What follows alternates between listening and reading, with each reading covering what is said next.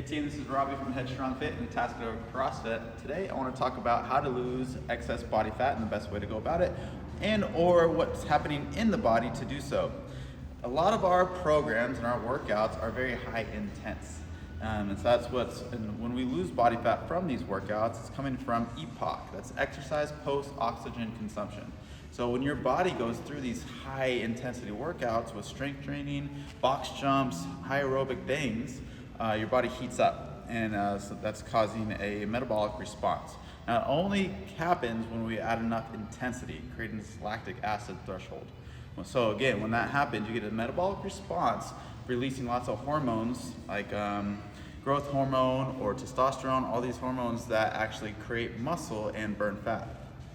Now, if you come on over here, I want to talk about that a little bit. Now, if you are a distance or endurance athlete, and that is your jam, and that's what makes you happy, then by all means, that's what you should stick to. But if you are interested in losing fat, then high intensity interval training is probably going to be the best route, and for the reasons I said before. So here I did a little intensity meter. So let's call this high intensity. Give this 100. It's not working.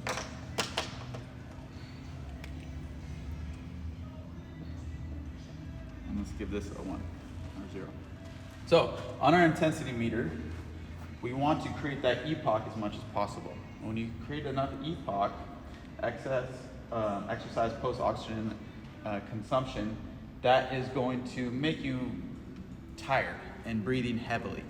And when you breathe heavily after this short duration, maybe 20-30 minutes, your actual recovery time is your body needing more oxygen to cool down and to recover, and that can last up to a couple days, about 2 days or so. So on the intensimeter over here is 0. We're going to do like steady state cardio, something like that. If you hop on an elliptical, go on a jog for a couple hours, something like that, you're going to be right around here. Now over here in the 100, maybe not 100, but you get the idea, very high intensity interval training. We'll do our HIIT program, something like that. In between, we could do things like sport specific things, or maybe strength training around here somewhere, depending on your neural output, depending on how much you put into it. So I just made this little graph, and it's kind of how your recovery is and how much calories you burn during that workout. Now, before I move on, when I'm talking about these different styles of workouts, they both work great together. They both complement each other very well. So one is definitely not better than the other, but it all depends on what you're trying to get to. So I'm gonna have steady state in blue. Now you notice steady state for a couple hours, maybe 2 or 3 hours, you're gonna burn quite a bit of calories. It's gonna go up this sucker very well. It also depends on your diet. So if you're on a keto diet, something like that, or a low carb diet, you're gonna burn a lot of fat during this. With a high intensity interval training, you're gonna burn the same amount of calories for that time duration. Now the difference is because it's so high intensity, your recovery time is gonna be much longer. Versus low intensity, that steady state cardio, you'll be able to do it more often. You're not gonna need that much recovery time. So you can still do a couple of those workouts. Now with the high intensity interval training in red here, you're gonna be recovering, remember E.P.O.C, you're gonna be recovering for up to 36, maybe even 40 hours. So your body's heating up, causing that metabolic response and needing that oxygen to cool down.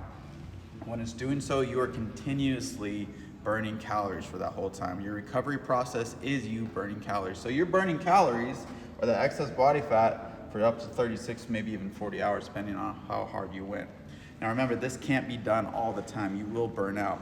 You want to keep in mind that hormesis and homeostasis. Hormesis is a favorable response to stress. Okay, so you can only put so much into it. All right, and homeostasis will keep you balanced. Homeostasis will make sure that you're not going too hard, because then you are going to break yourself. So make sure you mix it up a little bit. That's why with these 3 different styles of training is very good for you. Now strength training over here in the green. Now you're not going to burn as many calories. Okay, now, of course, it depends on how hard you go. But the muscle that you create, that metabolic response, the more muscles you have on your body, the more you're constantly burning calories. So if someone who has a lot of muscle mass on them, they're burning much more calories than someone who doesn't. So that's why that strength training is going to create that metabolic response for a much longer time. Yeah, kind of breaks it down on how we program the workouts we do. There's a lot of energy systems that go along with it as well. Remember, you can't don't try to do too much of one thing, but this high intensity interval training is the way to go if you would like to burn more fat and gain a little bit more muscle.